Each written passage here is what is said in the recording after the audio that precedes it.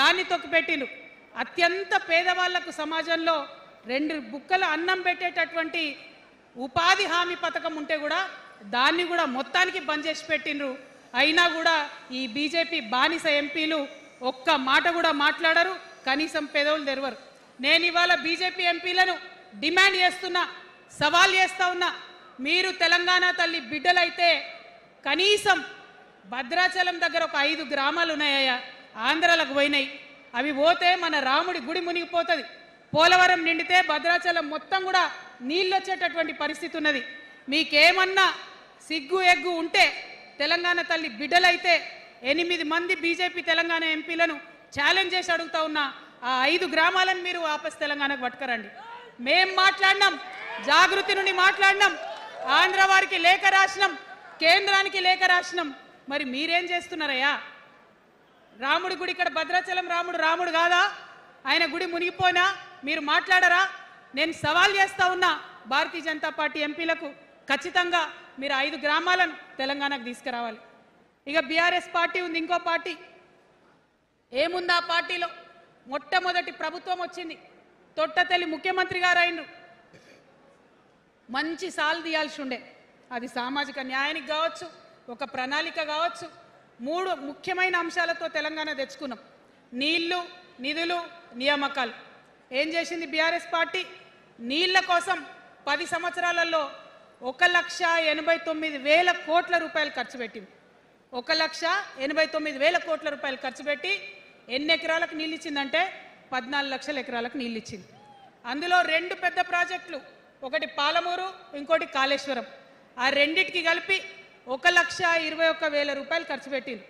ఎన్నిటికి నీళ్ళు ఇచ్చిరాయా? ఎన్ని ఎకరాలకంటే 1,00,000 ఎకరాలకు నీళ్ళు ఇచ్చిరు.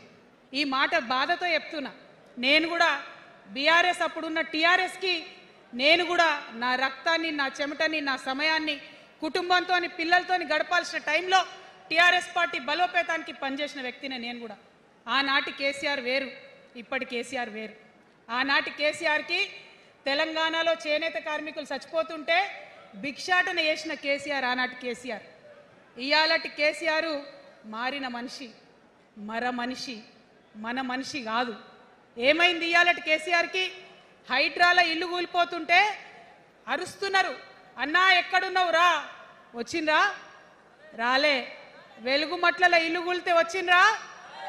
రైతులకు వర్ష బీభత్సమై మొత్తం పొలాలు మునిగిపోతే వచ్చిండ్రా? చేవెళ్ళ దగ్గర బస్ యాక్సిడెంట్ అయితే వచ్చిండ్రా? ఎక్కడ చిన్న కష్టం వచ్చినా ప్రజలకు ఆ సారు రారు, ఆ సారు రారు. ఎందుకంటే ఆయన మారిన మనిషి, మనిషి, గుంటనెక్కల తోడేళ్ల చేతిలో ఖైదీ అయినటువంటి మనిషి, మన మనిషి కాదు. బాధతో, దుఃఖంతో, ఆవేదనతో చెప్తున్న మాట, సంతోషంతో చెప్తలేని ఈ మాట నేను. అట్లాంటి కేసీఆర్ ఎట్లా ఉండే ఒకప్పుడు?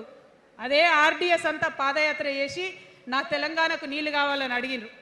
ఇవాళ మరి 10 ఏళ్ళ అధికారం ఉంటే పాలమూరు రంగారెడ్డి ప్రాజెక్టు కోసం 10 ఏళ్లలో ముందుకు పోతలేదంటే, ఎవరన్నా తెలంగాణ పట్ల ప్రేమ ఉంటే, పాలమూరు పట్ల ప్రేమ ఉంటే, కృష్ణా నీళ్లు వాడుకోవాలంటే మన కేసీఆర్ అయి ఉంటే ఆ పాలమూరు రంగారెడ్డి ప్రాజెక్ట్ కాడ కుర్చేసుకొని అది కట్టిస్తుండే. ఏం చేసినారు మారిన కేసీఆర్ గారు? పంజాబ్కి పోయినరు, గుజరాత్కి పోయినరు, బీహార్కి పోయినరు. మేము మొత్తం రాష్ట్రంలో పీక్ కట్టలు కట్టాం, నేషనల్ పార్టీ పెడతామని పోయినరు తప్పితే తెలంగాణ ప్రజలను పట్టించుకోలేదు.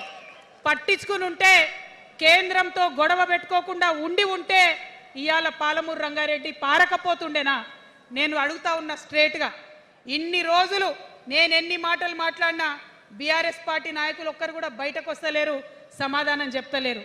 దీనికి మీరు సమాధానం చెప్పకపోతే ప్రజలే మిమ్మల్ని బయటకు లాగి సమాధానం చెప్పేటట్టు చేస్తారని కూడా ఈ సందర్భంగా నేను తెలియజేస్తా ఉన్నా.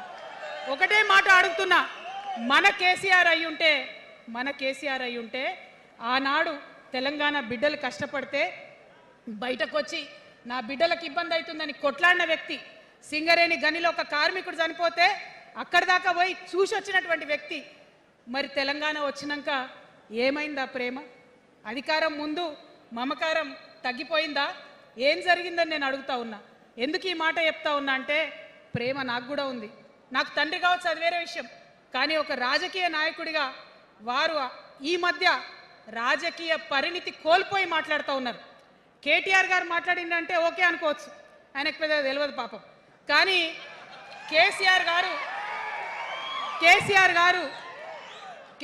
గారు అనే మాట ఏంటంటే ప్రజలు తప్పు చేసిండ్రు. ఓకే, ఒక సెకండ్ నేను ఒప్పుకొని దాన్ని, ఒక సెకండ్ అనుకుందాం. ప్రజలు తప్పు చేస్తే నేను ఒక తల్లిగా అడుగుతున్నా, నేను నా కొడుకో మాట చెప్తా, వాడు వినలేదనుకో, కింద పడ్డాడు అనుకో, ఇడిచిపెడతానా? దగ్గర తీసుకొని మంది అనా? ఓకే, ప్రజలు తప్పు చేసిర్రు అనుకోండి, మీకు అధికారం ఇవ్వలేదు అనుకోండి, ఒక కర్కోటకుడి పాలన నడుస్తుంది అలా తెలంగాణలో. ఇబ్బంది పడుతున్నారు ప్రజలు, గోసపడుతున్నారు, ఏడుస్తున్నారు. ఇండ్లు అన్నీ ఉండి ఇండ్లు గూలగొడుతుంటే, అర్ధరాత్రి ఇంటి మీదకి వచ్చి ఇండ్లు గూలగొడుతుంటే ఆదుకోవాల్సిన అమ్మలాంటి మన పాత కేసీఆర్ ఏడి? ఎక్కడున్నాడు? ఇది మనం అడగాల్సింది. అందుకోసమే నేను ఈ నిర్ణయం తీసుకున్నది. నన్ను పార్టీలోంచి బయటకేస్తే నేను వెంటనే పార్టీ పెట్టలే. ఆనాడు కూడా చెప్పిన, నేను ఆలోచన చేస్తున్నా, మారతారేమో అని చూసిన, పదే వేచి చూసిన. ఇవాళ నన్ను పార్టీలోకి వెళ్ళి సస్పెండ్ చేసి 10 నెలలైంది. నాకు నిజంగా మంచిగానే అయింది. ఎందుకు తెలుసా? ఆనాడు ఉద్యమకారులను ఇబ్బంది పెడుతుంటే నేను ఇంకా గట్టిగా మాట్లాడలేదు. ఆనాడు మీకు జరిగింది, ఇవాళ నాకు జరిగింది. కొత్త ఏం లేదు. కేసీఆర్ కోసం, టీఆర్ఎస్ పార్టీ కోసం, ఆనాడు తెలంగాణ ఉద్యమం కోసం ఇండ్లు అమ్ముకొని, భూములు అమ్ముకొని, ప్రతి ఊర్లో టీఆర్ఎస్ కండువా వేసుకొని పోరాటం చేసినటువంటి కార్యకర్తలు ఎక్కడున్నారు ఇవాళ? ఒక్క గుళ్ళ మెంబర్ ఇయర్ రాలేదా?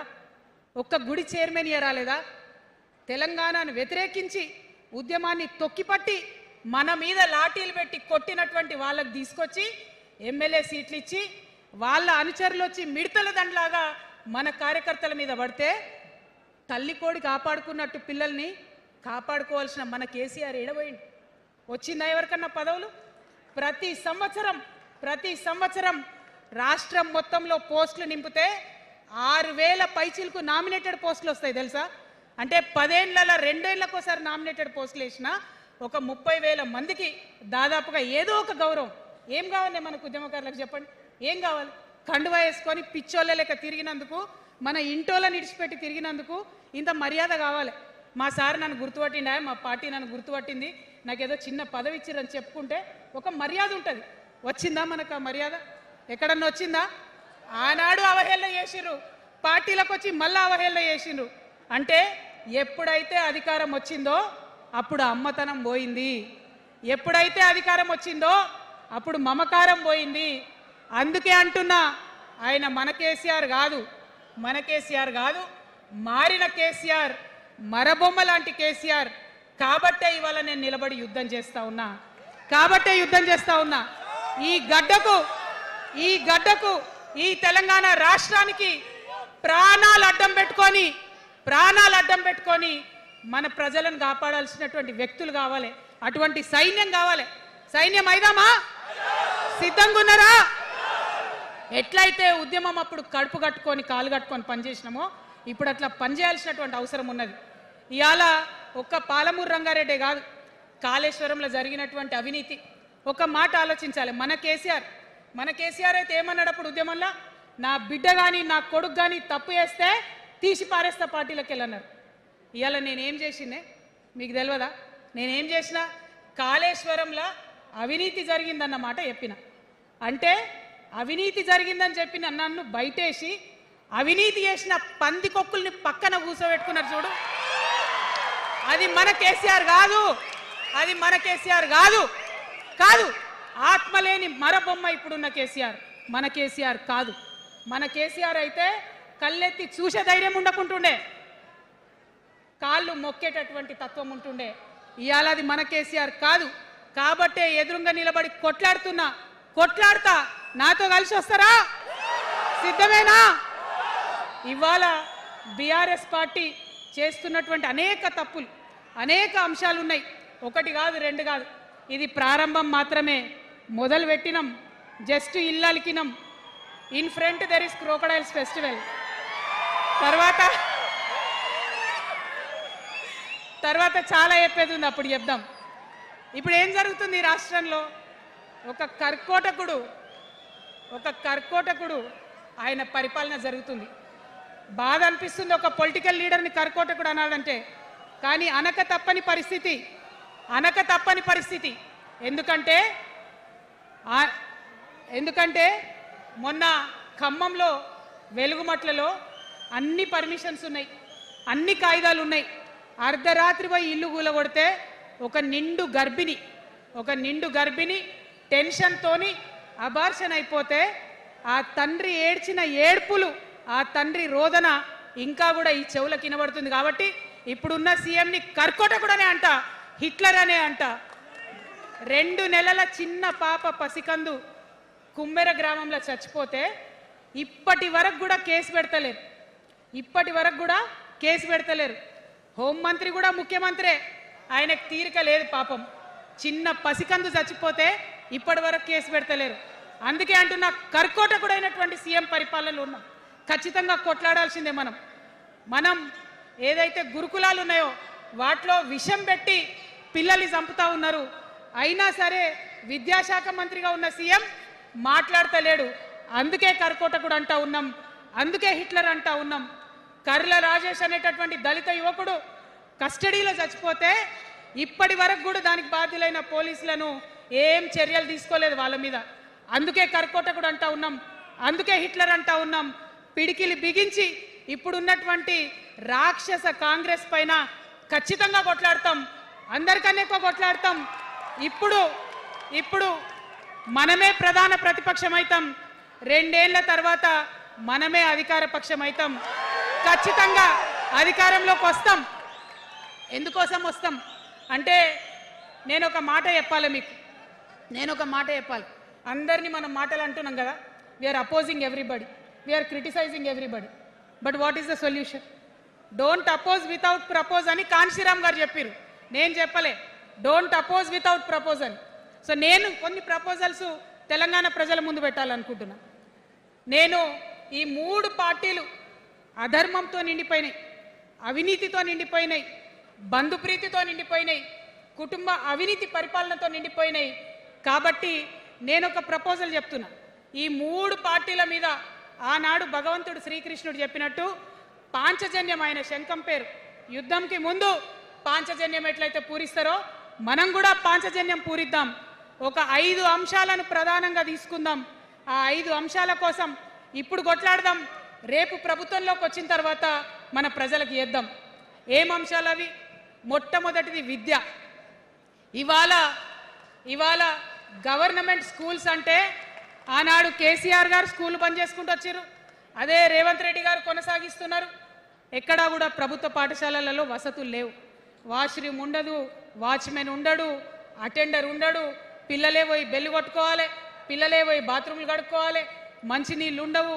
భయంకరమైన పరిస్థితి ఉంది. నేనేమంటా అంటే గుడిని ఎంత పవిత్రంగా చూస్తామో బడిని కూడా అంతే పవిత్రంగా చూడాలి. గుడిని ఎంత పవిత్రంగా చూస్తామో బడిని అంత పవిత్రంగా చూడాలి. కాబట్టి నేను ఒక మాట అంటున్నా, ప్రతి ఊర్లో ఒక బడి ఉండాలి, ప్రతి తరగతికి ఒక టీచర్ ఉండాలి. ప్రతి ఊర్లో ఒక బడి ఉండాలి, ప్రతి తరగతిలో ఒక టీచర్ ఉండాలి. ఖచ్చితంగా అట్లా జరిగినట్టయితే ప్రభుత్వ పాఠశాలలు మంచిగా అవుతాయి. మరి నా పేద మధ్యతరగతి ఆడబిడ్డలు, మా అక్కలు అమ్మలు అనుకుంటున్నారు, అక్క మరి ఆల్రెడీ మా పిల్లలు ప్రైవేట్ స్కూళ్ళలో చదువుతున్నారు, వాళ్ళ సంగతి ఏందని. నేను మాట ఇస్తా ఉన్నా, ఇవాళ మన ప్రభుత్వం వస్తుంది, ఖచ్చితంగా వస్తుంది. ఎందుకంటే ప్రభుత్వంలో వచ్చేది మీ అమ్మ కాబట్టి అమ్మ జేబు చూడదు, కడుపు చూస్తుంది. అమ్మ జేబు చూడదు, కడుపు చూస్తుంది. కాబట్టి మీ పిల్లలు ప్రైవేట్ పాఠశాలలో చదువుతున్నా, ఎంతవరకు చదువుకున్నా కంప్లీట్గా మీ మీద ఒక్క రూపాయి కూడా భారం పడకుండా చదివించే బాధ్యత మేము తీసుకుంటాం. అది ప్రైవేట్ పాఠశాలలు కానీ, డాక్టర్ కానీ, ఇంజనీర్ కానీ, రాకెట్ సైంటిస్ట్ కానీ మన తెలంగాణ బిడ్డలు చదువుకుంటే ఒక్క రూపాయి కూడా పేద మధ్యతరగతి వాళ్ళ మీద భారం పడకుండా ఉచిత విద్యను అందించే బాధ్యత నేను నా తెలంగాణ బిడ్డల కోసం తీసుకుంటా అని ఈ సందర్భంగా తెలియజేస్తున్నా. ఇవాళ పరిస్థితి ఏంటిది? యూనివర్సిటీలో ఉన్న పిల్లలు అంతకుముందు తెలంగాణ రాకముందు నేను చూసిన రక్తం అమ్ముకునేది డబ్బులు లేకపోతే. ఇవాళ ఏం చేస్తున్నారు? బావర్చి కాడ గిగ్ వర్కర్ లెక్క గోడ మీద కూర్చొని వెయిట్ చేస్తున్నారు. అవునా కాదా? ఎందుకంటే ఆ గిగ్ వర్కర్ చేస్తే అంతో ఇంత పైసలు వస్తాయి, పేరెంట్స్ మీద ఆధారపడకుండా ఉండొచ్చు అని. మరి యూనివర్సిటీలను పట్టించుకున్నామా? బీఆర్ఎస్లో ఉన్నప్పుడు 10 ఏళ్ళు ఒక్క రూపాయి కూడా ఇవ్వలేదు యూనివర్సిటీకి. ఆ యూనివర్సిటీ మిత్రులకు, పాఠశాలలో ఉన్నటువంటి వారందరికీ నేను ఒకటే ప్రపోజల్ చేస్తున్నా, మీరు ఎంత చదువుకుంటారో చదువుకోండి, ఒక్క రూపాయి కూడా